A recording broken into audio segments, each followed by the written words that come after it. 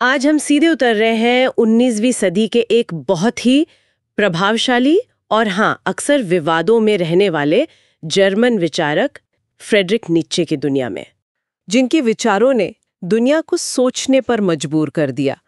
इनका नाम और इनके कुछ विचार बहुत सुने जाते हैं पर शायद उतने समझे नहीं जाते। हाँ, क्योंकि देखिए नीचे का नाम आते ही लोगों के दिमाग में आता है ईश्वर मर चुका है या फिर वो उबरमेंश और इच्छा शक्ति, विल टू पावर। बिल्कुल। और हमारा मकसद है नीचे के कुछ अहम, कुछ क्रांतिकारी विचारों की तह तक जाना। तो चलिए शुरू करते हैं। जी, नीत्शे की जो ये इतनी मशहूर सोच है, उसके पीछे की व्यक्तिगत कहानी असल में क्या थी? कौन सी बातें थी जिन्होंने उन्हें और उनके काम को ये शक्ल दी? अगर शुरू से देखें, 1844 में जन्म हुआ प्रशिया के रैकेन गांव में।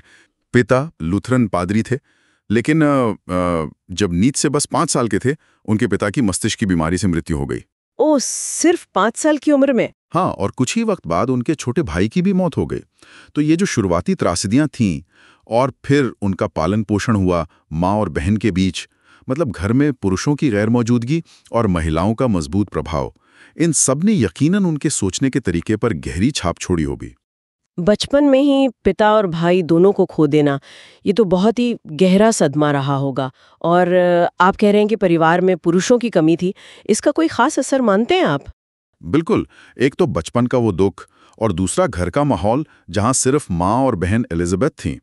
इस माहौल ने शायद उनके रिश्तों को देखने का नजरिया, दुनिया को देखने का नजरिया एक तरह से गढ़ा। ये अनुभव उनके जीवन भर के अकेलेपन और शायद उस दर्द को समझने की एक चाबी भी देते हैं जो उनके काम में झलकता है। और उनकी पढ़ाई लिखाई, मैंने सुना है वो बचपन से ही बहुत तेज थे। हाँ बिल्कुल, कमाल के प्रतिभाशाली थे। श्रूफोटा जैसे बहुत ही प्रतिष्ठित बोर्डिंग स्कूल में उन्होंने क्लासिकल भाषाएं और साहित्य में महारत हासिल की। बॉन और लीप्जिग यूनिवर्सिटी में पढ़े और फिर सोचिए, सिर्फ 24 साल की उम्र में बैसिल यूनिवर्सिटी में क्लासिकल फिलोलॉजी के प्रोफेसर बन गए। 24 साल में? हाँ, उस जमाने में तो ये लगभग अनसुनी सी बात थी। और यहीं बासिल में उनकी दोस्ती मशहूर संगीतकार रिचर्ड वैगनर से हुई। शुरू में दोस्ती बहुत गहरी थी, पर बाद में विचारों में मतभेद हो गए। मतभेद किस तरह के? खास तौर पर वैगनर के बढ़ते राष्ट्रवाद और यहूदी विरोध को लेकर। नीत्शे इन चीजों के सख्त खिलाफ थे, तो वो दोस्ती टूट गई।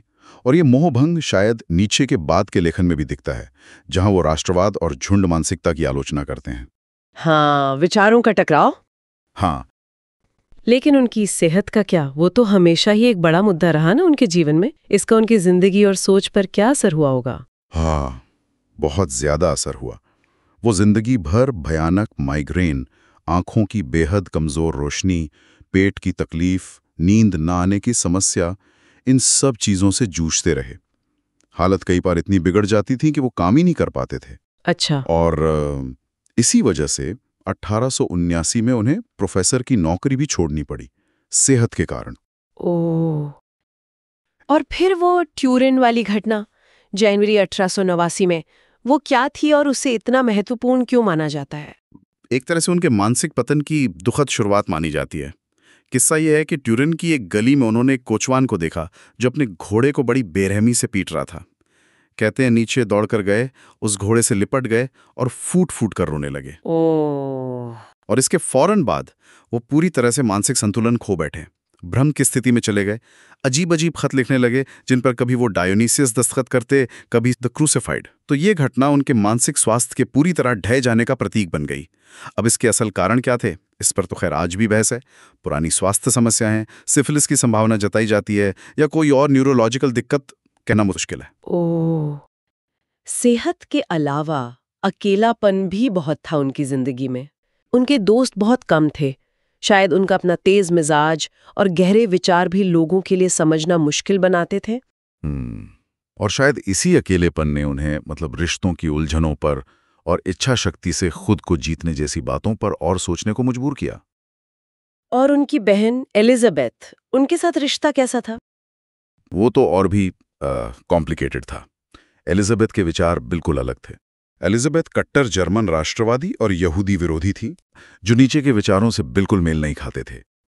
तो ये विरोधाभास भी उनके निजी जीवन का एक अहम हिस्सा था। जुड़ाव भी था, लेकिन वैचारिक दूरी बहुत ज्यादा थी। और ये चीज बाद में बहुत मायने रखने लगी।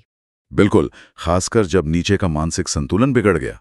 तब एलिजाबेथ ने उनके लिखे हुए पर कब्जा कर लिया है ना? हाँ, जो चीजें पब्लिश नहीं हुई थी उन पर पूरा कंट्रोल, और फिर उन्होंने उसे न सिर्फ एडिट किया, बल्कि अपने एजेंडे के हिसाब से तोड़ मरोड़ दिया। सही कहा, अपने राष्ट्रवादी और एंटी सेमिटिक विचारों के हिसाब से। इससे नीचे की इमेज को बहुत नुकसान हुआ, उनके विचारों की गलत व्याख्याएं फैली, जिनका असर आज तक दिखता है। बिल्कुल। द विल टू पावर जैसी किताब इसी का नतीजा थी, जो नीत्शे ने खुद कभी इस रूप में नहीं लिखी थी। इसी वजह से बहुत लंबे समय तक नीत्शे के विचारों को गलत समझा गया और नाजियों ने भी उनका दुरुपयोग किया। ये तो बहुत दुख की बात है। बहुत।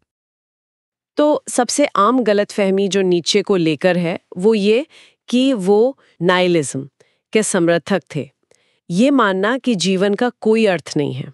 पर क्या ये सच है? हाँ, ये वो एहसास कि जीवन का कोई पहले से तय, कोई अंतर्निहित मतलब या मूल्य शायद है ही नहीं। ये गलतफहमी शुरू होती है उनके उस मशहूर कथन से, ईश्वर मर चुका है, गॉड इज डेड। जबकि दिलचस्प बात यह है, ये कोई उत्सव नहीं था, ये असल में एक चेतावनी थी, कह सकते हैं गहरा सांस्कृतिक अवलोकन था। अच्छा।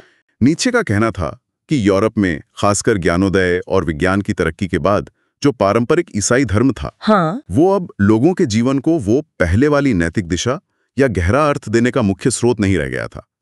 नीत्शे देख रहे थे कि पश्चिमी समाज में, मतलब यूरोप में, धर्म का प्रभाव कम हो रहा था और धर्म के साथ जुड़ा हुआ नैतिक ढांचा भी। हाँ, वो दौर ही ऐसा था। तो ईश्वर का विचार, जो सदियों से अर्थ का एक बड़ा स्रोत था, उसके कमजोर पड़ने से एक खालीपन पैदा हो रहा था, एक शून्य। अच्छा। और इसी शून्यवाद के खतरे से वो आगाह कर रहे थे। वो इसका जश्न नहीं मना रहे थे, बल्कि इसके नतीजों को लेकर चिंतित थे। मतलब वो समस्या को पहचान रहे थे, उसे बढ़ावा नहीं दे रहे थे। बिल्कुल।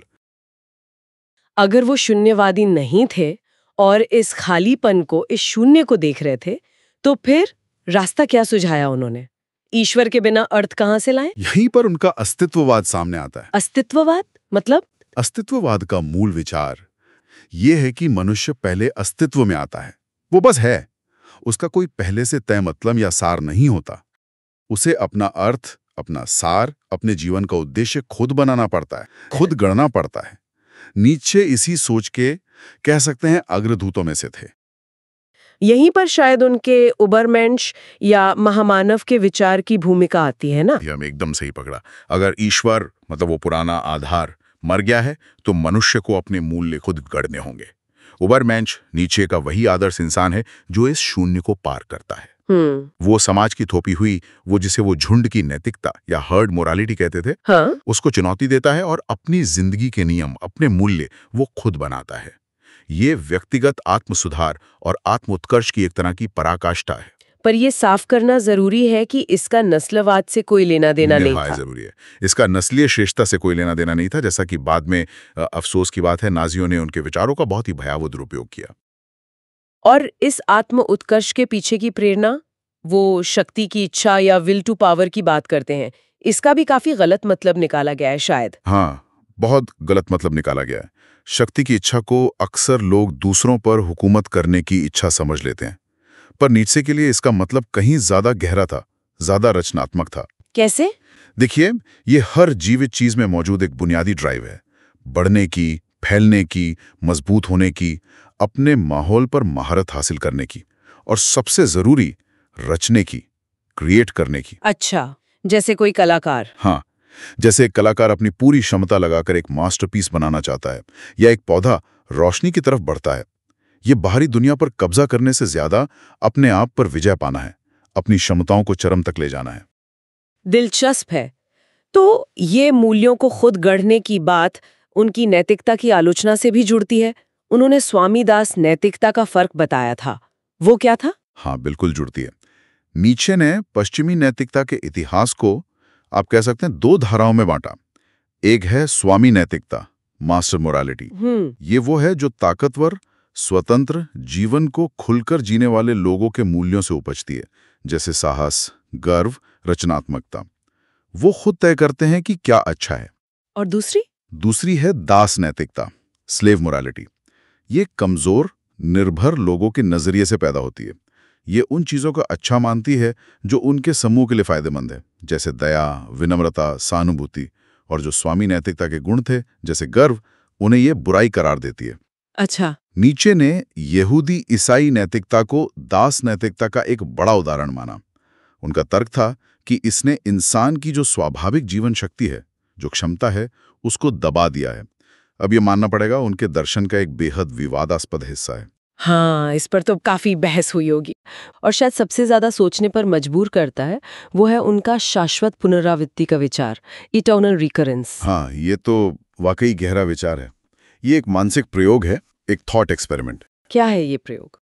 नीचे पूछते हैं, सोचिए, अगर आपको अपनी यही जिंदगी बिल्कुल जैसी है वैसी, हर छोटी बड़ी घटना, हर सुख दुख, हर गलती, हर कामयाबी के साथ अनंत बार बार बार ठीक वैसे ही जीनी पड़े, ओह, तो क्या आप इस विचार पर खुशी से, पूरे दिल से हाँ कह पाएंगे? ये तो बहुत बड़ा सवाल है। हाँ, और इस सवाल पर आपकी जो प्रतिक्रिया होगी वही आपके जीवन के मूल्य का असली पैमाना है। अगर कोई इस विचार को खुशी से स्वीकार कर सकता है तो इसका मतलब है कि उसने वाकई एक सार्थक जीवन जिया है, एक ऐसा जीवन जिसे वो बार बार जीना चाहेगा। मतलब ये हर पल को बहुत महत्वपूर्ण बना देता है। बिल्कुल। अगर हर पल अनंत बार लौटेगा तो हर पल मायने रखता है। ये शून्यवाद का कि कुछ भी मायने नहीं रखता, उसका सबसे बड़ा खंडन है। हर पल को जी भर के जियो, उसे ऐसा बनाओ कि तुम उसे अनंत बार जीने को तैयार हो। तो कुल मिला के देखें तो नीत्शे ने शून्यवाद के अंधेरे को पहचाना जरूर, हाँ, उसे अनदेखा नहीं किया। लेकिन वो वहीं रुके नहीं। वो एक अस्तित्ववादी थे जिन्होंने हमें दिखाया कि ईश्वर की मृत्यु के बाद भी, उस शून्य में भी इंसान अपने लिए अर्थ और मूल्य बना सकता है। बिल्कुल।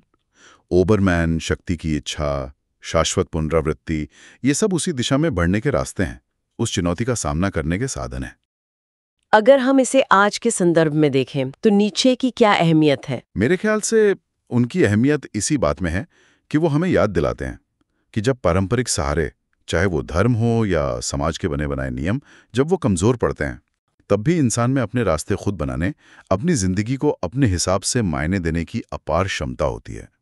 ये हमें जिम्मेदारी लेना सिखाता है, अपनी आज़ादी का मूल्य समझना सिखाता है। तो ये चर्चा हमें एक गहरे सवाल पर सोचने के लिए छोड़ जाती है ना? कौन सा सवाल? वही शाश्वत पुनरावृत्ति वाला।